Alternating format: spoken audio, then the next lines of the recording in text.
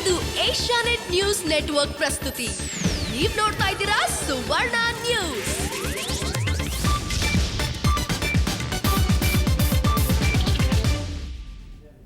ನಮಸ್ಕಾರ, ಸುವರ್ಣ ನ್ಯೂಸ್ಗೆ ಸ್ವಾಗತ. ನಾನು ಗುರುಪ್ರಸಾದ್. ಈಗ ಹೆಡ್ಲೈನ್ಸ್. ಚೀನಾದಿಂದ ಪದೇ ಪದೇ ಗಡಿ ನಿಯಮ ಉಲ್ಲಂಘನೆ. ಲಡಾಖ್ನಲ್ಲಿ ಹದ್ದು ಮೀರಿ ಹಾರಾಡ್ತಾ ಇದೆ ಡ್ರ್ಯಾಗನ್ ಸೇನೆ. ಭಾರತದಿಂದ ವ್ಯಕ್ತವಾಗ್ತಿಲ್ಲ ಕನಿಷ್ಠ ಖಂಡನೆ.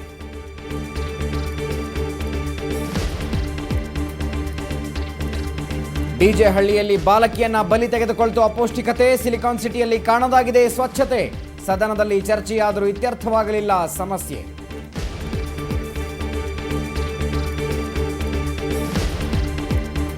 ಬಿಜಾಪುರದ ಚಿಕ್ಕಸಿಂದಗಿ ಬಳಿ ಭೀಕರ ಅಪಘಾತ. ಖಾಸಗಿ ಬಸ್ ಕ್ರೂಸರ್ ನಡುವೆ ಡಿಕ್ಕಿ. ಮಗು ಸೇರಿ 18 ಮಂದಿ ದುರ್ಮರಣ.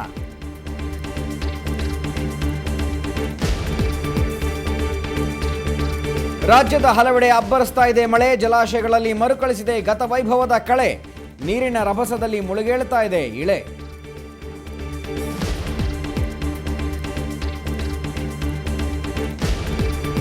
ಇಂಡಿಯನ್ ಬ್ಯಾಡ್ಮಿಂಟನ್ ಲೀಗ್ ಸವಾಲ್. 72 ಲಕ್ಷಕ್ಕೆ ಹೈದರಾಬಾದ್ ಪಾಲಾದ ಸೈನಾ ನೆಹ್ವಾಲ್. 97 ಲಕ್ಷಕ್ಕೆ ಮಲೇಷ್ಯಾ ಆಟಗಾರ ಮುಂಬೈ ತಂಡಕ್ಕೆ ಸೇಲ್.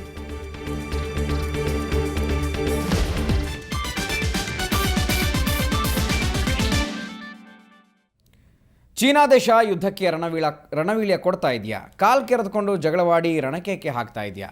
ಇದ್ರೂ ಇರಬಹುದು ಅನ್ನೋ ಅನುಮಾನ ಹುಟ್ಟಿಸ್ತಾ ಇದೆ ಚೀನಾ ಸೈನ್ಯದ ಡೋಂಟ್ ಕೇರ್ ವರ್ತನೆ. ತಣ್ಣಗೆ ಇರಬೇಕಾಗಿದ್ದ ಗಡಿಯಲ್ಲಿ ಚೀನಾದ ಸೈನಿಕರು ಪದೇ ಪದೇ ನುಗ್ಗಿ ಬರ್ತಾ ಇದ್ದಾರೆ.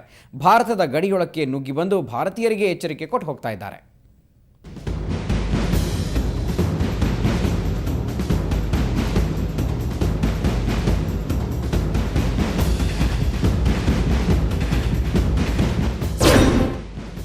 ಗಡಿಯಲ್ಲಿ ಪದೇ ಪದೇ ಚೀನಾ ಸೇನೆ ಕಿರಿಕ್. ಕಳೆದ 5 ದಿನಗಳಲ್ಲಿ 3 ಬಾರಿ ಅತಿಕ್ರಮಣ. ಒಂದು ಭಯಾನಕ ಯುದ್ಧಕ್ಕೇನಾದರೂ ಚೀನಾ ಸಿದ್ಧವಾಗುತ್ತಿದೆಯಾ? ಸ್ಪಷ್ಟವಾಗಿ ಗೊತ್ತಾಗುತ್ತಿಲ್ಲ. ಇಂಡಿಯಾ ಚೀನಾ ಭಾಯಿ ಭಾಯಿ ಅನ್ನೋ ಶಾಂತಿ ಮಂತ್ರ ಜಪಿಸುತ್ತಿರುವಾಗಲೇ ಚೀನಾ ಕದ್ದು ಮುಚ್ಚಿ ಗಡಿಯ ಬೇಲಿಯನ್ನ ನುಗ್ಗಿ ಬಂದು ಕೆಣಕುತ್ತಲೇ ಇದೆ.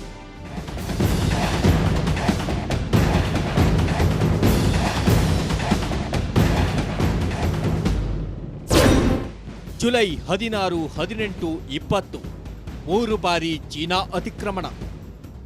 ಕಳೆದ ಕೇವಲ 5 ದಿನಗಳಲ್ಲಿ ಚೀನಾ 3 ಬಾರಿ ಗಡಿ ದಾಟಿ ಬಂದಿದೆ.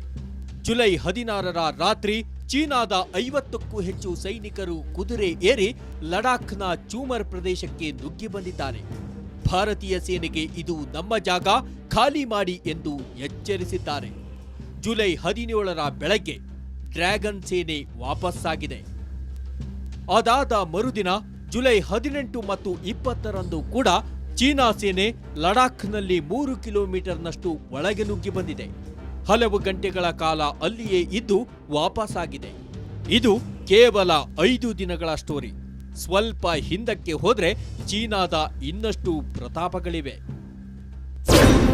ಚೀನಾದ ಗಡಿ ಉಲ್ಲಂಘನೆ ಇದೇ ಮೊದಲಲ್ಲ. ಏಪ್ರಿಲ್ 26ರಂದು 19 ಕಿಲೋಮೀಟರ್ ಅತಿಕ್ರಮಿಸಿತ್ತು. ಜೂನ್ 10ರಂದು ಲಡಾಖ್ನಲ್ಲಿ ಬಂಕರ್, ವೀಕ್ಷಣಾ ಗೋಪುರಗಳ ಧ್ವಂಸ.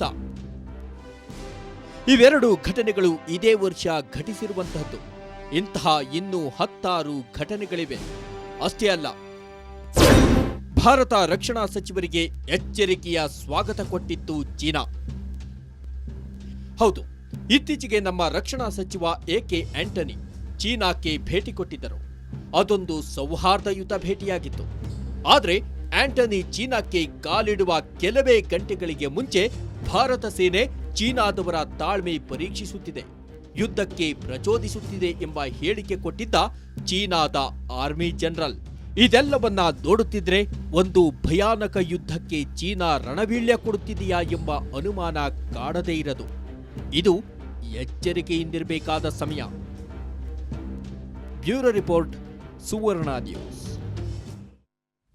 ಉದ್ಯಾನ ನಗರಿ ಬೆಂಗಳೂರು ಮೇಲ್ನೋಟಕ್ಕೆ ಮಂಚೂಣಿಯಲ್ಲಿರುವ ಸಿಟಿ. ಇಷ್ಟಾದರೂ ನಗರದಲ್ಲಿ ಮೂಲಭೂತ ಸೌಕರ್ಯವನ್ನು ಕಾಣದ 10 ಏರಿಯಾಗಳಿದ್ದಾವೆ. ಇಂತಹ ಏರಿಯಾದ ಮೇಲೆ ಇವತ್ತು ಸುವರ್ಣ ನ್ಯೂಸ್ ಬೆಳಕು ಚೆಲ್ಲಿತು. ಮೂಲಭೂತ ಸೌಲಭ್ಯದ ಕೊರತೆ ಬಗ್ಗೆ ವರದಿ ಮಾಡೋದಕ್ಕೆ ಕಾರಣ ಡಿಜೆ ಹಳ್ಳಿ ಮೇಘನಾಳ ಸಾವಿನ ಪ್ರಕರಣ.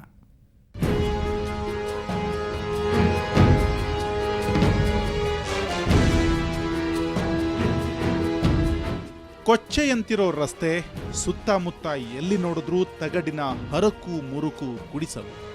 ಇದು ರಾಜ್ಯದ ಯಾವುದೋ ಮೂಲೆಯಲ್ಲಿರೋ ಬಿಕಾರಿಯಂತಹ ಹಳ್ಳಿಯಲ್ಲ. ಸಿಂಗಾಪುರ ಮಾಡ್ತೀವಿ ಅಂತ ಹೊರಟಿರೋ ಸಿಲಿಕಾನ್ ಸಿಟಿಯ ಮಧ್ಯದಲ್ಲಿಯೇ ಇರುವ ಡಿಜೆ ಹಳ್ಳಿ.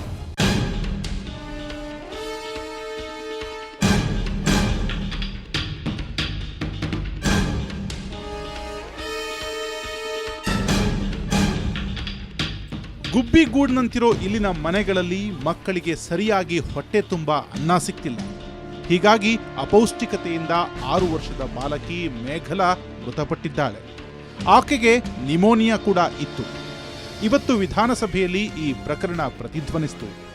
ಮೇಘಲಾ ಸಾವಿನ ಬಗ್ಗೆ ಸಿಎಂ ಸಿದ್ದರಾಮಯ್ಯ ಸ್ಪಷ್ಟನೆ ನೀಡಿದರು.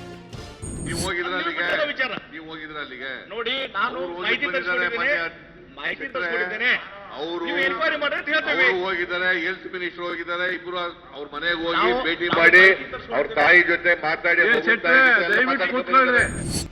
ಇದಕ್ಕೂ ಮುನ್ನ ಆರೋಗ್ಯ ಸಚಿವ ಯುಟಿ ಖಾದರ್ ಹಾಗೂ ಮಹಿಳಾ ಮತ್ತು ಮಕ್ಕಳ ಕಲ್ಯಾಣ ಸಚಿವೆ ಉಮಾಶ್ರೀ ಸ್ಥಳಕ್ಕೆ ಭೇಟಿ ನೀಡಿದ್ರು. ಡಿಜೆ ಹಳ್ಳಿಯ ದುಸ್ಥಿತಿ ಕಂಡು ಸಚಿವರು ಇದು ಬೆಂಗಳೂರಿನಲ್ಲಿರೋ ಏರಿಯಾನಾ ಅಂತ ಬೆರಗಾಗಿದ್ರು. ಕೆಲವು ಎಷ್ಟೇ ಪ್ರಯತ್ನ ಮಾಡಿದ್ರು ಕೂಡ ಇವತ್ತು ಕೆಲವೊಂದು ಇದರಿಂದ ಇದೊಂದು ಅಪಘಾತ ಇವತ್ತು ಸಂಬಿದ್ದು ಅದು ನಾವೆಲ್ಲ ಇವತ್ತು ವಿಷಾದಿಸ್ತೇವೆ. ಬಹುಶಃ ನಾವು 3 ಮಹಿಳಾ ಮತ್ತು ಮಕ್ಕಳ ಕಲ್ಯಾಣ ಇಲಾಖೆ, ಆರೋಗ್ಯ ಇಲಾಖೆ, BBMP ಸರ್ಕಾರ ಸೇರಿಕೊಂಡು ಇಲ್ಲಿಯ ಸ್ಥಳೀಯ ಶಾಸಕರು ಮತ್ತು ನಾಯಕರು ಮತ್ತು ನಮ್ಮ ಕಾರ್ಪೊರೇಟರ್ಗಳ ಸಹಕಾರ ಪಡೆದುಕೊಂಡು ಇಲ್ಲಿಯ ಪ್ರದೇಶ ಅಭಿವೃದ್ಧಿ ನಾವು ಬೇರೆ ಬೇರೆ ಕೆಲಸ ನಾವು ಮಾಡ್ತೀವಿ ಅಂತ ಹೇಳಿಕ್ಕೆ ಇಚ್ಛಿಸ್ತೇವೆ. ಸುವರ್ಣ ನ್ಯೂಸ್ ವರದಿಯಿಂದ ಎಚ್ಚೆತ್ತ ಸರ್ಕಾರ ಸದ್ಯ ಮೃತ ಮೇಘಲಾ ಕುಟುಂಬಕ್ಕೊಂದಷ್ಟು ಪರಿಹಾರದ ಭರವಸೆ ಕೊಟ್ಟಿದೆ. ಇಷ್ಟಾದ್ರೆ ಆಯ್ತಾ? ಒಟ್ಟಾರೆ ಡಿಜೆ ಹಳ್ಳಿಯಲ್ಲಿರೋ 100 ಕುಟುಂಬಗಳು ಮೇಘಲಾ ಕುಟುಂಬದಂತೆ ಸಂಕಷ್ಟದಲ್ಲಿದೆ. ಸ್ಲಂ ಬೋರ್ಡ್, ಸರ್ಕಾರ ಇಂಥೋರ ಉದ್ಧಾರಕ್ಕಾಗಿ ಕೋಟಿ ಕೋಟಿ ಖರ್ಚು ಮಾಡೋ ಮಾಹಿತಿ ನೀಡುತ್ತೆ. ಯಾರು ಉದ್ಧಾರ ಆದ್ರೋ ಗೊತ್ತಿಲ್ಲ. ಡಿಜೆ ಹಳ್ಳಿ ಮಾತ್ರ ಡರ್ಟಿ ಆಗಿರೋ ಗಜಿಬಿಜಿ ಹಳ್ಳಿಯಾಗಿಯೇ ಉಳಿದಿದೆ. ಬೆಂಗಳೂರಿನಿಂದ ಕ್ಯಾಮರಾಮನ್ ಪ್ರಕಾಶ್ ಜೊತೆ ನಂದಿನಿ, ಸುವರ್ಣ ನ್ಯೂಸ್. ಇನ್ನು ಈ ಪ್ರಕರಣದ ಸಂಬಂಧ ಮಾತನಾಡಿದ ಸಚಿವೆ ಉಮಾಶ್ರೀ BBMP ಸದಸ್ಯರನ್ನ ಸರಿಯಾಗಿ ತರಾಟೆಗೆ ತೆಗೆದುಕೊಂಡರು. ಅವರ ಜೀವನದ ಸ್ಥಿತಿ ನಿಜಕ್ಕೂ ಕೂಡ ನಾವೆಲ್ಲರೂ ನೋವು ಪಡ್ತಕ್ಕಂಥ ಸ್ಥಿತಿ ಹೌದು.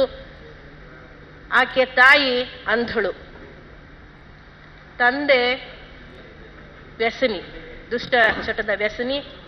ಆತನೂ ಸಹ 2 ತಿಂಗಳ ಹಿಂದೆ ಮರಣವನ್ನ ಹೊಂದಿದ್ದಾನೆ. ಇನ್ನೂ ಒಂದು ಮಗು ಇದೆ, ಒಂದು 10-12 ವರ್ಷದ ಮಗು.